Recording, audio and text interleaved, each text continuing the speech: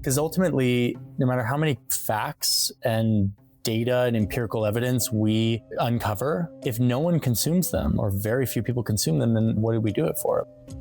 If I could wave a magic wand and change something about journalism, it would be that everyone would spend a lot more time talking about how they know what they know, whatever field they're in.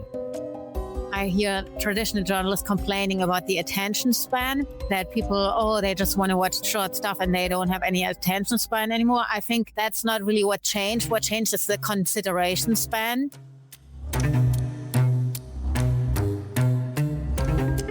More people are turning to social media channels and content creators to get their news. So on Backlight today, we're reflecting on what this means for traditional journalists. How can they learn from these content creators to tell more engaging stories, connect with their audiences, and make the facts a little more fun? Okay, hey Beatriz. Today I'm going to start off with a question for you, actually. So, how much of your news would you say you get from news content creators? Wait, first, what's a news content creator? Yeah, really good question.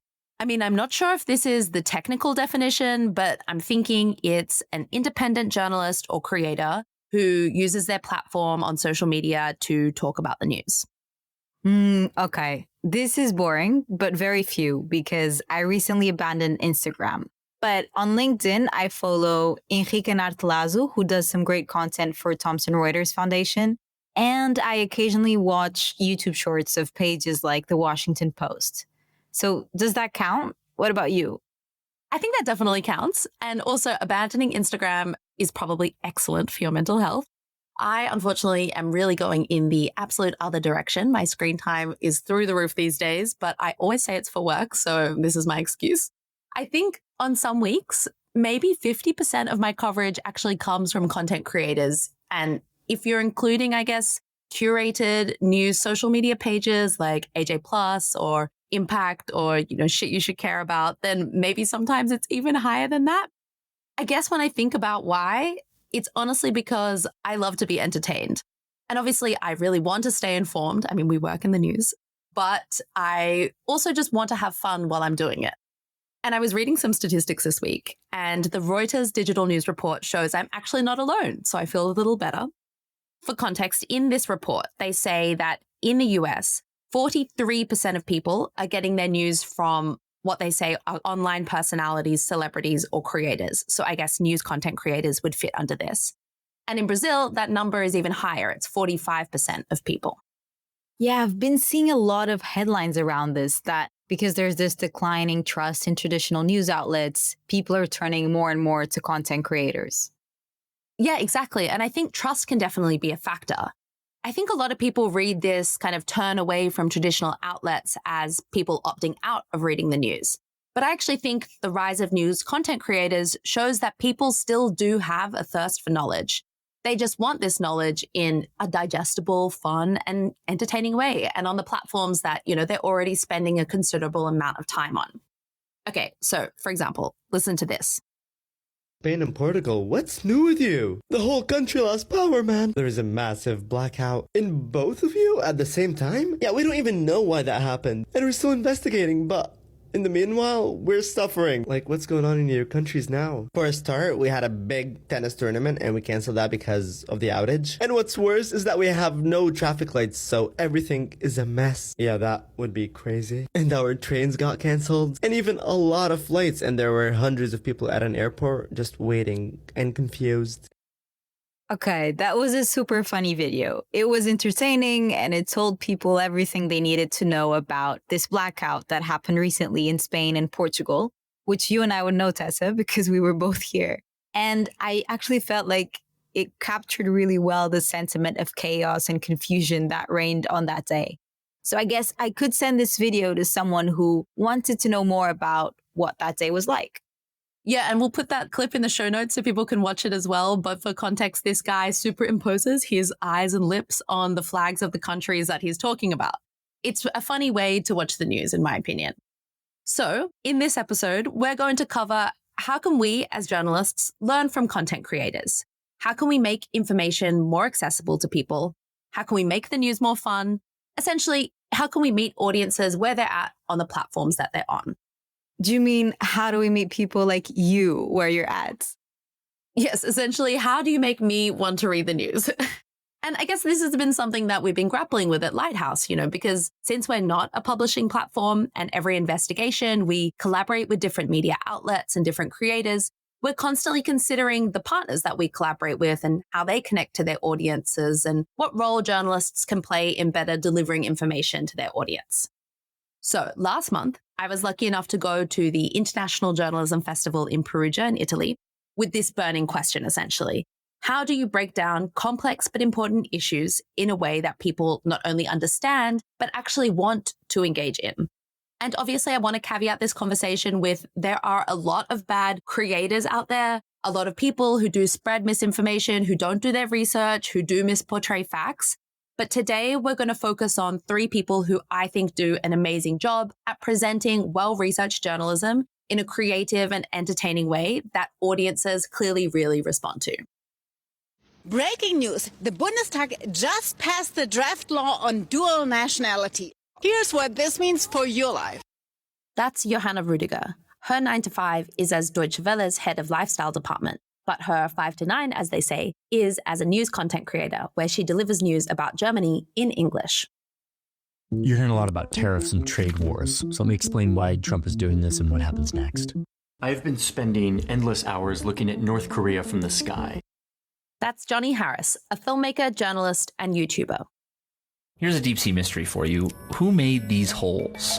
This is a new reconstruction of Earth's history that goes back 1.8 billion years.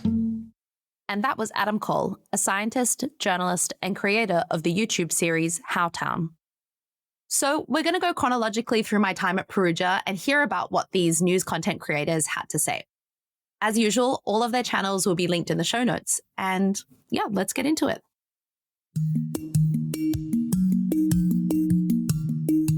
From Lighthouse Reports, this is Backlight, a monthly deep dive into the world of collaborative investigations.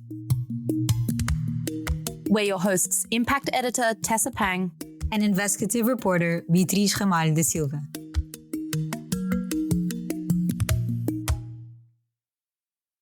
Sometimes as journalists, we are so proud that we have all this information and we want to tell everybody that we read this entire thing and there's all these important pieces in it that you must know. I basically read it all and then I pick the one thing that's interesting for my audience and bring it to them. So I had dinner with Johanna on the night before the conference started in Perugia. We're actually sitting outside on the street in the old town. And that's why the audio is a bit shit, sorry. So the first question I asked her was that many journalists struggle with the feeling that short form is equal to dumbing down. How does she respond to this? And how does she make sure that she maintains depth and integrity in a 60 to 90 second TikTok? It's funny because after all these years, immediately when you said dumbing down, I still get a little bit mad, even though I'm really used to it because I've been doing this now for 5 years. So you started off by making her mad. Yes, I didn't mean to do this, but I really wanted to understand how she kind of gets over this misconception. So I started a Deutsche Welle's very first TikTok account 5 years ago. And that's basically why I started my own personal account, because I wanted to try out and really exactly that question. How can we deliver serious news and serious journalism on this platform for young people in this very short way? You pick one aspect of a story and explain that. And if that doesn't fit in, it doesn't have to be 30 seconds, but like a minute, or I even do 1 minute 30 now, then you can't do it. But you have to just pick one aspect and then make another video on another aspect of that topic. It doesn't change that I'm really careful with my sources and actually people love that. I actually go viral with something that seems to be very non-TikToky and very traditional. I print out laws and coalition agreements or whatever is happening and have like these 100 pages documents that I go through on camera. Yes, I read all the parties' election programs, so you won't have to. Yes, it says right here on page 9. And people love that because I feel they're very much, always asking for the source. Where did you get that? because we have so many fake news and people saying, oh, I think I read this somewhere, I heard this somewhere. And they really love if I'm like actually filming the page and showing them where the sentence on the page is. So they're like, okay, yes, she read it. She knows what she's talking about.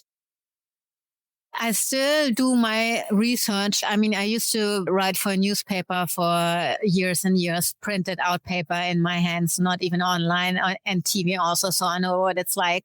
And I do the same amount of research. I read the law. So basically what she's saying here is that she mimics the same research and editorial process as in a newsroom. So doing in-depth research, finding accurate sources of information, fact-checking. All that doesn't really change. And then what changes is firstly, her delivery method, finding ways to make it fun. And secondly, that instead of going to a team of editors in a newsroom, she's a one-woman show making this editorial choice of what she chooses to put in that video herself. I think it's interesting that Johanna worked as a journalist previously, so clearly that informs how she works. But many times it is the case that news content creators might just be getting information from several different outlets, just getting information that's been gathered by others without actually doing the research and verification themselves. Yeah, and I think the key difference between Johanna's editorial choice and that of a more traditional platform is that her decision of what to include and how to frame the issue is driven by what she thinks her audience will be most engaged with, which maybe is a departure from a traditional newsroom who might consider the top priority of what they include as newsworthiness. And, obviously I'm making a big generalization here. There are many outlets who are really working hard to understand what engages their audience. But that does really seem to be Johanna's kind of unique offering to her audience and why they clearly keep coming back to her to read the news or watch the news. Well, I always come back to you have to explain what the news means for your audience's daily lives. I could never just make a video on like, oh, this new law just got passed, because then everybody will be like, so, and what does this mean for me? What does this mean for my daily life? So the first sentence, I always have to connect to my audience, make it relevant and relatable to them, and show immediately what the value is. For my channel, obviously I have a very specific target audience, right? So it's migrant communities. It's people who are international students who are thinking about immigrating to Germany or already have done. So it must be something relating to their daily lives. I hear traditional journalists complaining about the attention span, that people, they just want to watch short stuff and they don't have any attention span anymore. I think that's not really what changed. What changed is the consideration span. I don't stick around. If I see a video on my For You page, if I don't understand in the first minute, what is it about and how does it affect my life and why should I care and what's my value, then I'm not going to invest. Yeah, it sounds ridiculous, but I'm not going to invest 30 seconds or a minute. I'm just going to keep scrolling. As journalists, we often consider the importance of our stories, also in terms of our newsworthiness. So basically what is interesting and in the public interest to be reported. It's interesting to hear Johanna talking because when she's making a video, she's being directed by her audience. Exactly. And this two-way relationship is something that I think traditional journalists can learn from creators. That it's not always about us as journalists telling the readers or listeners or viewers what's important. It's about learning from them and what they care about and tailoring what we want to bring to them to that frame. In this case, I think the personal appeal of an individual creator really helps to create that relationship. So we all know people follow people and not institutions, right? So they want to connect to us on a human level. We just have to be relatable, not use big words that we wouldn't use in everyday life. I see this all the time, even with young creators or young journalists. They're like, oh, now I'm doing a video, so I must be official and use official language. And that's like what I look for when I get scripts to approve. The first thing I look at is they're using words like, for instance, someone the other day used instead of car, vehicle. And I was like, why did you do this? Tell me, like, I've never heard this. You say this word before. You wouldn't say, oh, let me just drive to work in my vehicle. So I'm like, why are you using it now? And so basically speak on, in German, we say eye level. I don't know if it sounds weird translated in English, but you have to be on the same level as your audience and speak to them like you would tell the information to a friend, basically. I think this point about being relatable is obviously so important because as journalists, we always want our information to be accessible to all types of audiences. We don't want to be talking only to our peers or like-minded people. But at the same time, there's also the risk that creators may also be speaking to like-minded audiences because it will be people who follow them already because they agree with their point of view. And there's the added thing that you have to be quite active on a social media platform to be engaging with that content as well. So this might also create a bit of a bubble. I guess what I'm trying to say here is there are probably no easy fixes, which is why bridging the gap between journalism and news content creators feels important. Yeah, definitely. Okay, so on day 2, I moved from the short form to what I guess we could call the medium form. And I spoke to Johnny Harris, who I think is one of the best YouTube journalists out there doing 20 to 40-minute explainers. Look at this text message sent over Telegram from a Russian spy calling themselves Lucky Strike. They're recruiting people in Europe to pay them a few $1,000s in exchange for them burning down buildings in Poland, specifically this building.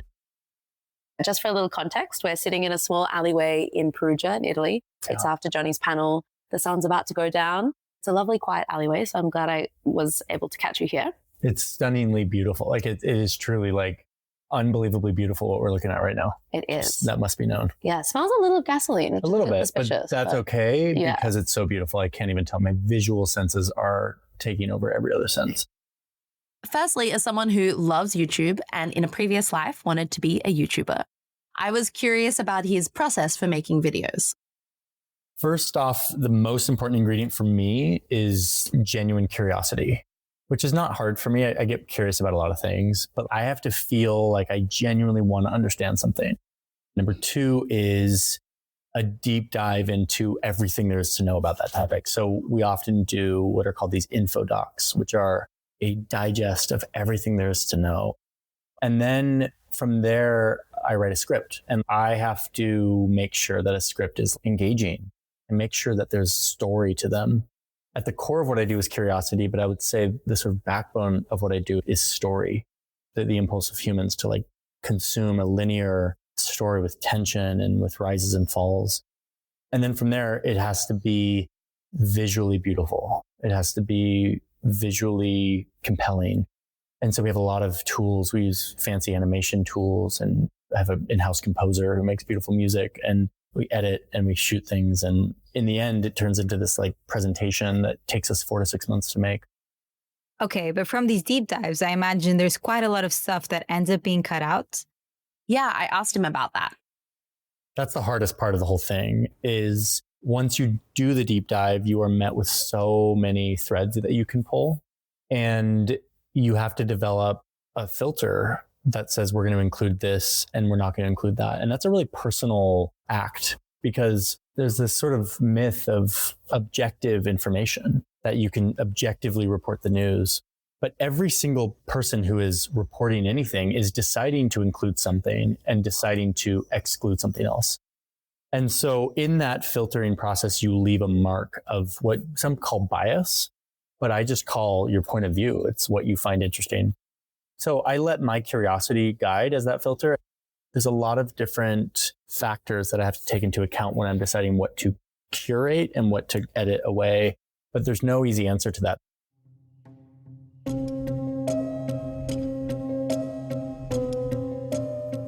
The objectivity point is interesting, and it often feels like a particularly tricky point when talking about news content creators.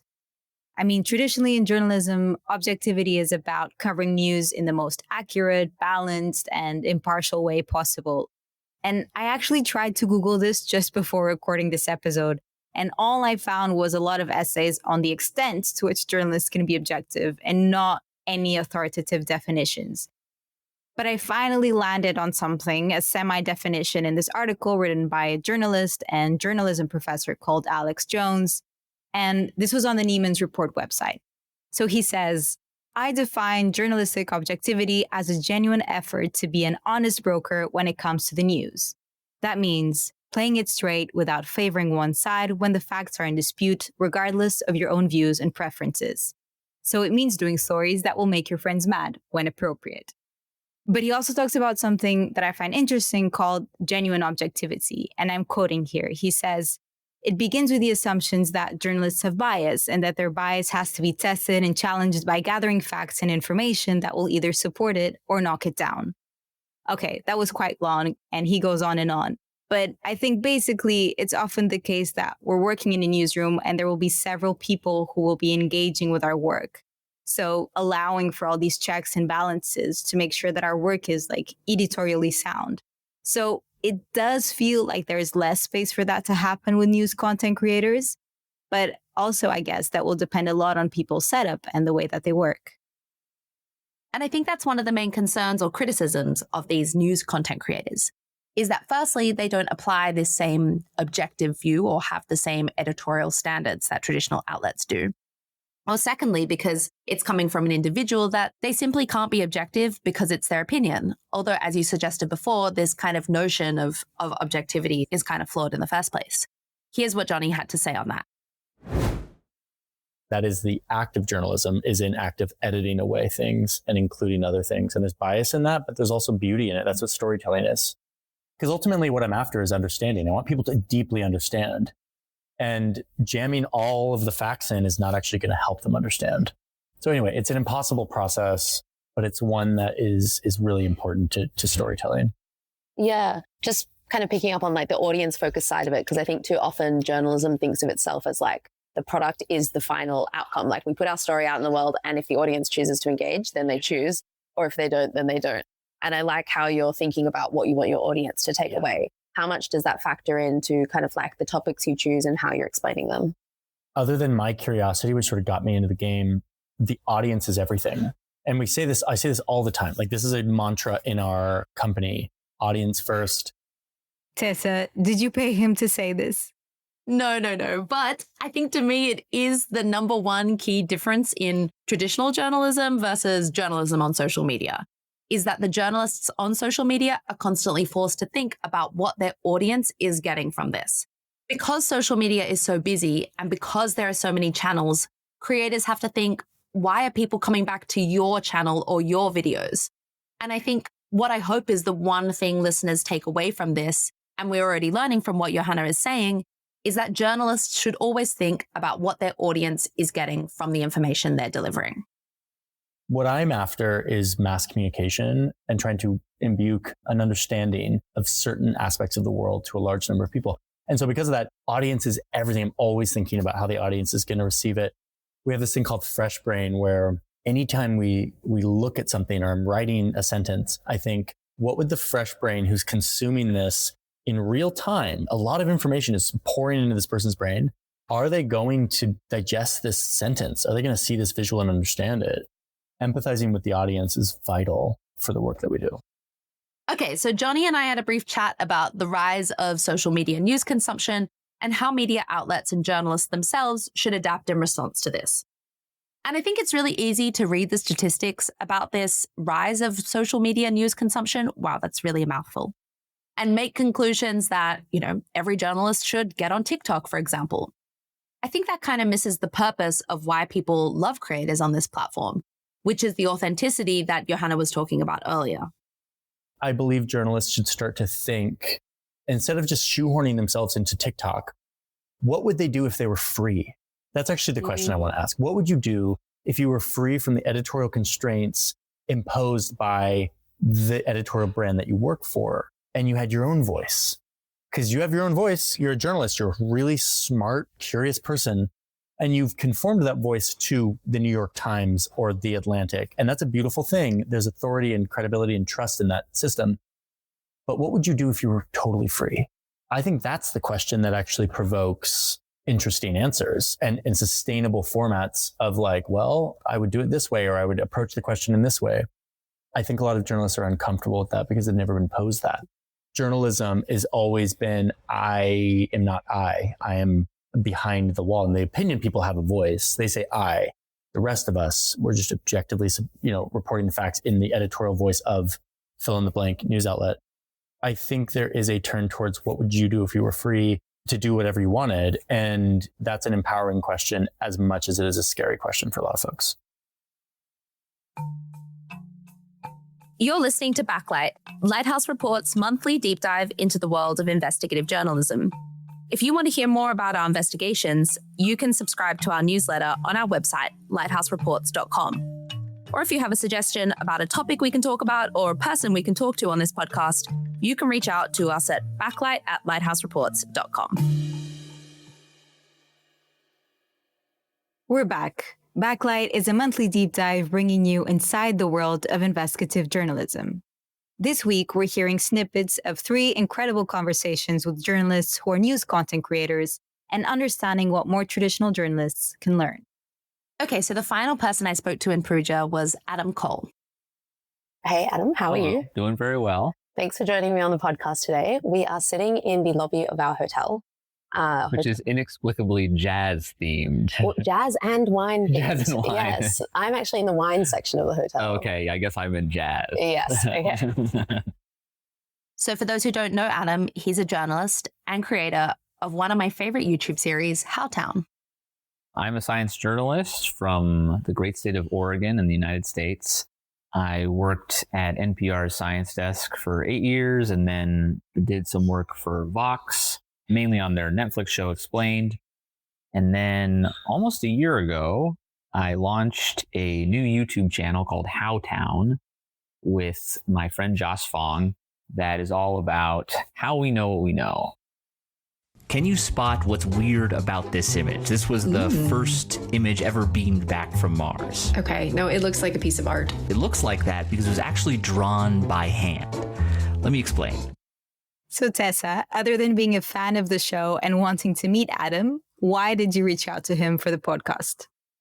Well, to me, Howtown sits in this intersection between entertainment and education. And when I watch their videos, I feel like I'm learning something, but importantly, I feel like I'm having fun. And how they strike that balance was something I was super interested in.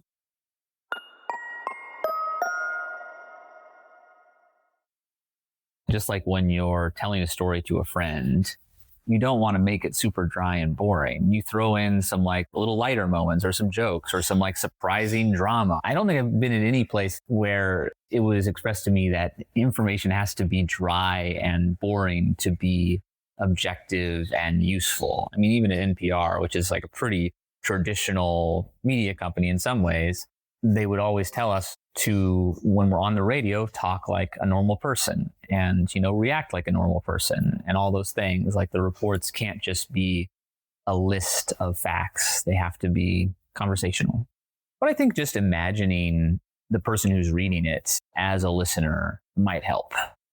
I think I just put myself in the mindset of, you know, I'm at dinner with friends and I'm telling a story. And sometimes I even sort of try things out with people, right? Mm-hmm. Or, you know, my family or my wife or my friends, I might tell them a little bit about the episode I'm working. You know, they ask, you know, what are you working on? What's the next thing?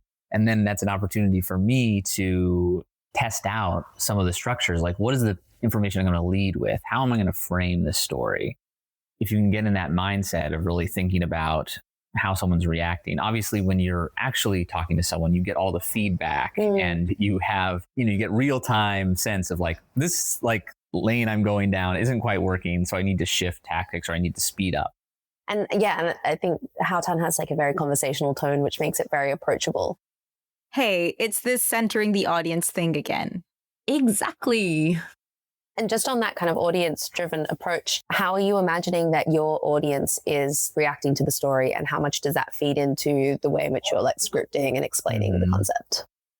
Sure. I mean, there's a couple things that we try to do. One is we do try to share a little bit of our process, like how did we find out how they know things? Mm-hmm. So it's like, you know, we might say, oh, so I went and looked for this and I found this here and I read this paper and it showed me this. And so you're sort of inviting the audience along with you on that journey. The other thing that we do, which is kind of specific to Howtown, or it's not unique to Howtown, but it's something we do intentionally, is that, you know, Howtown isn't just me, it's me and my partner, Joss Fong. And we take turns being the person who knows about the subject. And so every episode, one of us has done, you know, weeks of research and the other one is coming in completely blank. And so the one who is coming in more naive asks the natural questions that come up and we have a conversation. And so that naive person is kind of a stand-in for the audience and can sort of express surprise and curiosity about the different things that come up, which I think we hope makes it a little bit more accessible, because it's like, oh, you got someone there who's at your level of understanding that is eliciting more details through their questions and that kind of thing. So yeah, it's sort of like taking people on the journey and then having these conversations. And I think that one thing that is usually helpful is just like going in chronological order. Like, these are all stories that we're telling about how people figure stuff out. So you start at the earliest point in time when we didn't know anything, and then you slowly, build up the building blocks of that knowledge. And I think that that is sort of an intuitive and natural way for someone to grow to understand something, is go along the path with the researchers and scientists. So he's saying to show a bit more of the behind the scenes.